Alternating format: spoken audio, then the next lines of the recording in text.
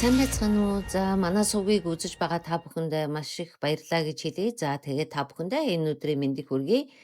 Та алхахыг зүгээр л хаа нэгтээ хүрэх хэрэгсэл мэт энгийн хөдөлгөөн гэж боддгоо. Гэтэл үндэ таныг алхаж эхэлсэн эхний минутаас л таны бид гайхалтай өөрчлөлтүүд ихдэг гэдгийг та мэдэх үү?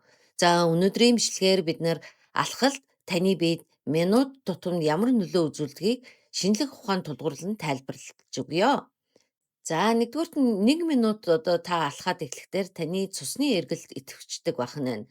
Та алхаж эхэлснээс хойш ердөө 1 минутын дараа таны зүрх арай хурдан цохилж эхэлдэг. Цусны эргэлт сайжирч, хүчил төрөгч, тарих болон булчинд илүү сайн хүрч чаддаг байна.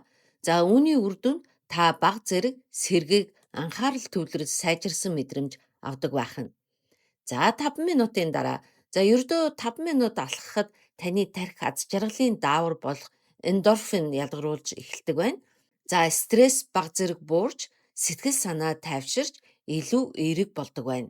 За ялангуяа гадаа ногоон орчинд алхах нь энэ нөлөөг бүрж нэмэгдүүлдэг байх нэ.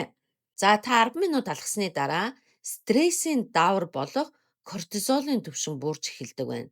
Таны тархи аажмаар тайвширч түгшүүр багасдаг байна. Иймээс богинохон алхалт ч гэсэн таны сэтгэл зүйн эрүүл мэндэд маш том нөлөө үзүүлдэг байх нь байна. За тэгвэл 15 минут алхавал яах вэ?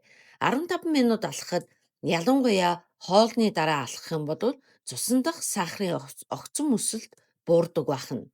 За мөн таны бие энерги зарцуулж эхэлснээр өөх шатах процесс эхлэл шатандаа ордог байх нь байна. Энэ нь жингээ байхад маш чухал нөлөөтэй байх нь байна. За 30 минут алхавал яах вэ? За 30 минутын дараа таны бие илүү ихээр өөхийг энерги болгон ашиглаж эхэлдэг байх нь байна.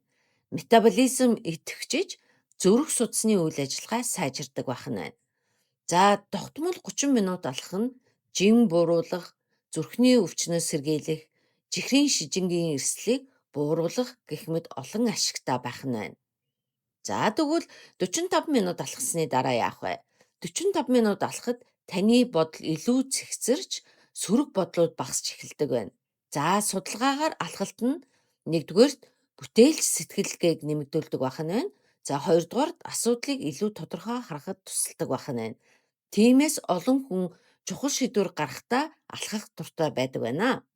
За 60 минут алхсны дараа таны тархинд допамин, серотонин зэрэг аз жаргалын химийн бодисууд нэмэгддэг байх нь байна. За та илүү урам зоригтой болдог байх нь байна. Сэтгэл хангалуун болдог байх нь байна. За тайван болсон байдаг байна. За энэ нь байгалийн аргаар сэтгэл санаагаа сэргээх хамгийн энгийн арга юм байна. Тэгэхээр алхалт бол зүгээр нэг хөдөлгөөн биш байх нь байна. За энэ бол таны биеийг эрүүлжүүлж, тархийг тайвшруулж, сэтгэл санааг сэргээдэг хамгийн энгийн юм байх нэ. За та заавал 1 цаг алхах албагүй. За өдөртөө ердөө л 10-аас 15 минут алхавал тань их зүгээр байх нэ. Тиймээс өнөөдрөөс эхлээд 10-аас 15 минут алхаж эхлээрэй. Хэрвээ танд энэ бичлэг таалагдсан бол та лайк дарж subscribe хийгээрэй. За дараагийнхаа бичлэгээр дахин уулзцгаая. Анхаарал тавьсанд баярлалаа. Баяртай.